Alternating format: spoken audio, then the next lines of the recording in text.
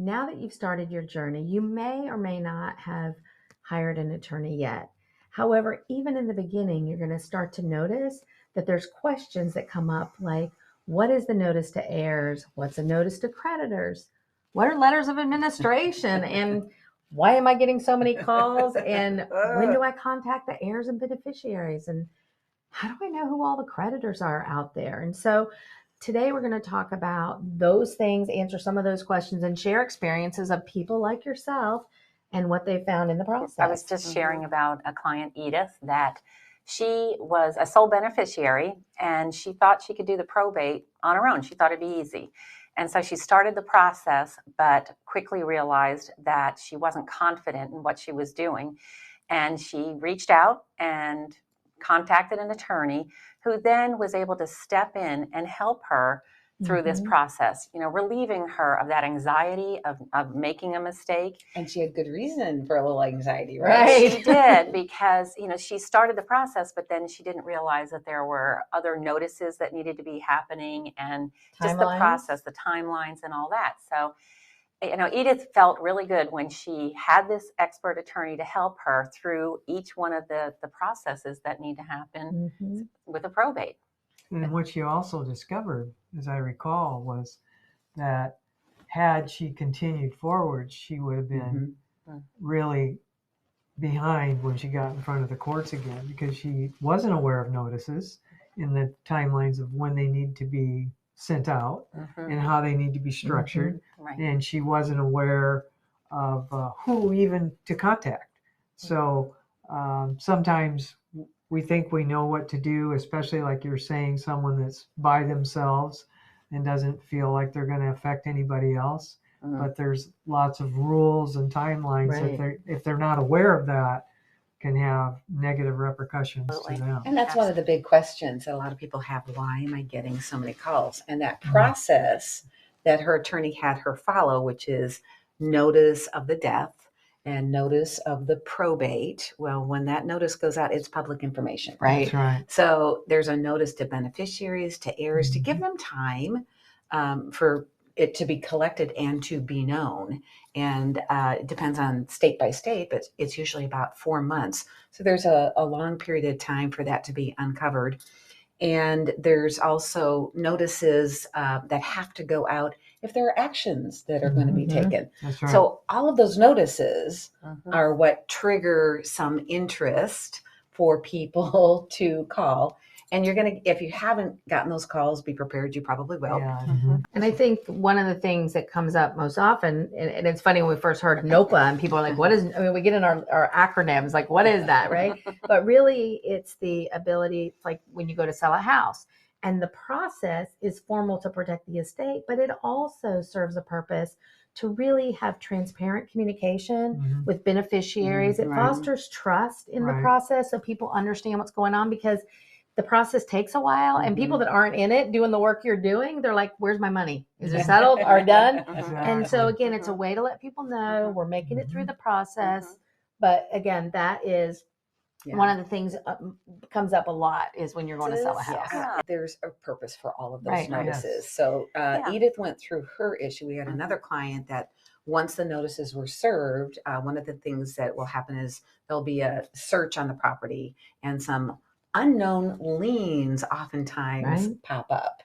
And in a case like that, don't be surprised. It can happen. But knowing about them ahead of time means that then it can be managed. And that's one of the things. There are a variety of things that will be uncovered that obviously are oftentimes unknown. Yeah, and to touch on a little bit more about the phone calls, because that is something that's very unsettling to a personal representative.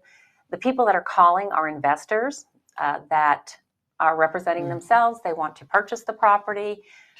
Much of the time for much less than what the property is actually the market value of the property. And the other group of people are real estate licensees that may have little, if any, knowledge on how to truly help a personal representative through the process of a probate.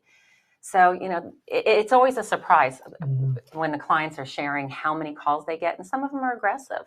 And the thing is that as the personal representative, your responsibility to the estate is to ensure that you are getting you know, a good value. That's right. And we know the last few years, I mean, real estate prices can vary up and down. And so a lot of times people say, well, dad bought it for, you know, like a much lower price, and not know if you don't live in the area, what's that market doing, or what is that value, you know? So getting someone that can actually help with that is, you know, again, you don't need to feel rushed, I guess is what we're really saying. There's time in the process to get, as we've said, good information so you can make good decisions, whatever you decide, but know all your options. And then another thing that Edith wasn't aware of is setting up a sole account, you know, and again, because she was a sole beneficiary, thinking she could just use her own account, and not understanding the why. So that's another question that comes up. Why do I need to have an account for the estate solely? And that's so important that you understand that is very legitimatizing for the whole estate. So you will need the letters of administration, and you'll also need a death certificate and an original death certificate. So we always recommend that when you are obtaining those death certificates, you get several of them, because there's going to be various places that are going to require them. Some of the other things that are needed requires a separate identification number. It's basically a tax ID. Yeah, and that tax ID basically replaces the decedent's Social Security number. And it protects everybody, the estate and the person that's managing it, because they can see before death and after death very easily. The money's going in and the money's going out. And then you take that information, the letters and the death certificate, and you go to the bank. Many people choose to go ahead and just open an account in the same bank as their the loved one, and get the money moved from your loved one's bank account that they had into the estate account, so that you can start managing the expenses and bills for the property. So, you know, we've talked about sort of the process, and it sounds like, well, that sounds all doable. And then I think one of the things we were sharing is like Bob, who filed his notice of proposed action, and his sister didn't agree.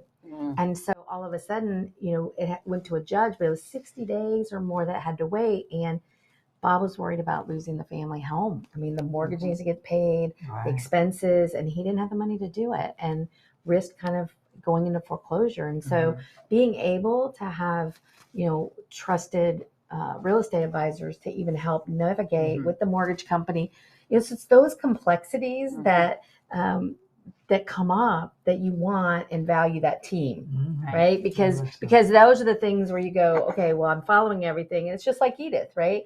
In a perfect world, it's smooth, but it's the surprises that make the difference.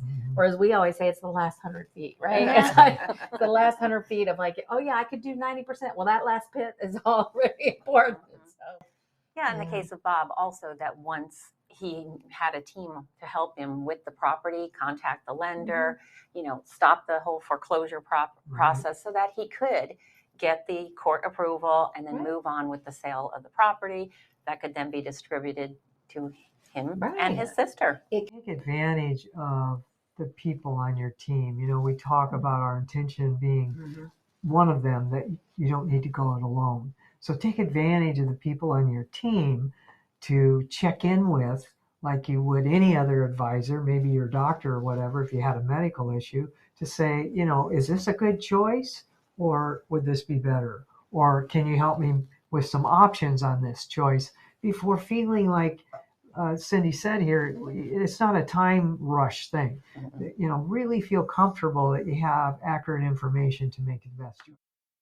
And that's why choosing a really good attorney was so important for Edith. You know, the whole thought that you're going to do it all yourself. You know, anything that we learn, the very first time we learn anything, there are so many things we don't know that we don't know. And then as you learn and accumulate information, we typically say, gosh, I wish I knew back then what I know right now. Absolutely. And that's one of the things that we're trying to do with our videos, is to share that upfront, so that you can learn from the experiences of others and help navigate the journey.